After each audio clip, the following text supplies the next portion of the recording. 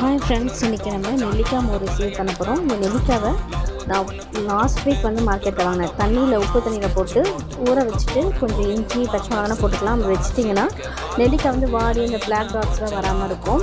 நெல்லிக்காவை cut பண்ணிக்கோங்க. அதே மாதிரி அதில் ஊற வச்ச இஞ்சி, பச்சை மிளகாய், கொத்தமல்லி, கருவேப்பிலை, சால்ட்டு, தயிர், தேவையான வாட்டர் இதெல்லாம் ஒன்றா கிரைண்ட் பண்ணி சீரகம், கடுகு போட்டு தாளித்து கொடுத்திங்கன்னா இது அப்படியேவும் குடிக்க நல்லாயிருக்கும். அதே நேரத்தில் நீங்கள் சாதத்துலையும் போட்டு சாப்பிட்டுக்கலாம். ஸோ நெல்லிக்காயோட பெனிஃபிட்டு இந்த வெயிலுக்கு ரொம்ப நல்லது. கண்டிப்பாக நீங்கள் ட்ரை பண்ணி பாருங்கள். மறக்காமல் இந்த சேனல் சப்ஸ்கிரைப் பண்ணிடுங்க. தேங்க்யூ.